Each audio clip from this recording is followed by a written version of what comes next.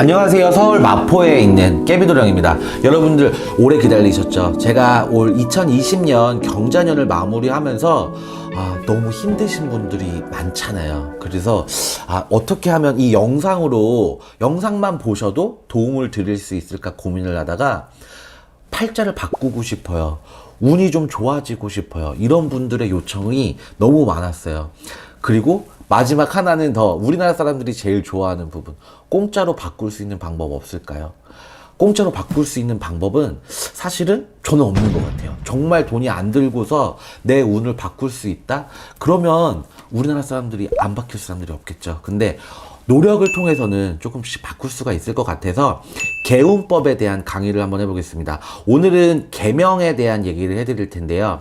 제가 이 상담을 하다 보면 물론 이제 그분이 들어오셔서 저는 영적으로 느껴지는 부분에 대해서 일단은 공수를 드리고 있어요. 그래서 이분 뭐 문서 때문에 오셨구나, 문서에 대한 고민이 있으시구나, 어떤 시험에 대한 고민이 있으시구나, 뭐 집안에 어떤 뭐 남녀간의 불화, 아니면 이제 바람피는 남편, 뭐 바람피는 아내, 요런 부분들에 대해서 오시는구나, 자녀 문제에 대해서 오시는구나, 부모님의 건강 때문에 오시는구나, 요런 정도의 공수는 드리고요.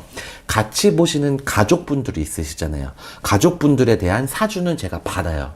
지금 이 자리에 안 계신 분들이니까. 전화 상담도 마찬가지고 사주를 받고 나서 또 공수를 더 드리는데, 제가 말씀드리고 싶은 건 이 사주팔자라는 얘기가 있잖아요. 사주는 생년월일을 얘기하는 거잖아요, 여러분. 요거는 바꿀 수가 없어요. 그래서 점집에 오시거나 철학관을 가시더라도 사주는 불러주라고 아마 하실 거예요. 뭐 생년월일 아니면 뭐 이름 이렇게 해서 사주를 불러주게 되잖아요. 이 사주를 불러놓고 나서 이거에 대해서 이제 신령님께 고하고 받은 공수를 드리는 건데, 이 사주를 바꾸지 못하기 때문에 내가 팔자를 고치고 싶다, 이런 분들이 굉장히 많아요. 그래서 이거를 바꿀 수는 태어난 연월일을 바꿀 수가 없으니까, 그러면 내가 이 앞에 들어가는, 평생 들어가는 내 이름을 바꾸는 거예요. 왜 옛날에 막 명이 짧으신 분들은 이름을 수없이 바꿔주잖아요. 해마다. 왜냐면 저승사자가 못 데리고 가라고. 그리고 이 사주팔자를 읽기 전에 내 이름을 부르니까 이 사주팔자엔 단명인 사주가 있어요. 내가 태어난 날 시에 내가 일찍 죽을 수 있는, 그게 사고가 됐든 내가 지병이 됐든 일찍 죽을 수 있는 단명의 사주를 가지신 분들에게, 그래서 이름을, 명이 길 수 있는 이름을 드리는 거거든요. 근데 요새는 의학적인 부분이 굉장히 발달했기 때문에 크게 내가 뭘 태어났을 때부터의 지병이 아니라면 단명사주라고 해서 개명을 하시는 분들은 거의 없으신 것 같아요. 보통 돌림자라서 이 돌림자로 내 이름을 지어졌기 때문에 그 이름이 마음에 들지 않았을 경우들, 아니면 내 일이 정말 너무 안 풀려서 어디 철학관 가서, 유명한 철학관 가셔서 이름을 지어 오신 분들. 근데 철학관에서 이제 이름을 지었다고 하시는 분들은 보통 철학은 공부해서 이제 이름을 내려주는 거잖아요. 근데 이게 참 희한한 게, 철학관도 옛날 선생님들하고 요새 선생님들하고 굉장히 달라요. 요새는 뭐 하윤이, 서윤이 뭐 요런 나이대가 막 50대, 60대 지긋하신 분들한테 그런 이름을 지어주는 경우도 저는 굉장히 많이 봤습니다.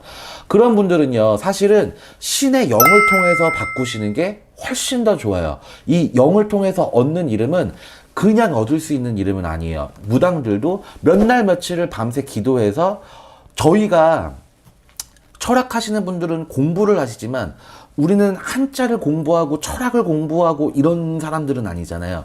영으로 내려오는 이름을 쓰잖아요. 부적을 내렸을 때 쓰는 것처럼 그 이름을 받아서 쓰시는 게 저는 더 좋으실 거라고 생각을 해요. 팔자가 바뀌시려면 어떤 신령님의 도움이 있어야지 공부로 했을 때의 팔자가 바뀌는 경우를 제가 많이 못 봐서 그래요. 이 계명에 대해서도 굉장히 중요한 부분인 건데, 운기를 바꿀 수 있는 요소 중에 하나이기는 합니다. 사주팔자에 없는 운을 내 이름에 담아서 이렇게 이름을 많이 불리면 내가 이 성공할 수 있는 운이 생기는 거고, 재물이 많이 쌓이는 운이 되는 거고, 그렇게 이름 바꿔서 잘 되시는 분들, 여러분들도 몇 분을 보셨을 거예요. 최근에 예를 하나 들어드리면, 최순실 씨가 또 개명을 했잖아요.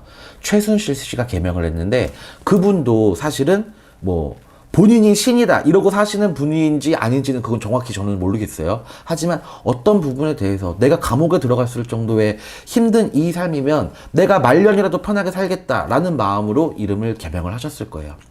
여러분들도 이제 50대에서도 개명을 하시는 분들도 굉장히 많아요. 내가 50년 동안 부모님이 지어주신, 할아버지가 지어주신 그 이름으로 내가 살아봤을 때 내 인생이 너무 힘들어요. 내 인생이 너무 힘들면 50년 동안 그 이름으로 살아보셨으니까 나머지 인생은 신령님이 주신 이름으로 한번 살아보시는 게 말년복이라도 좀 피지 않으실까, 이런 생각도 한번 듭니다.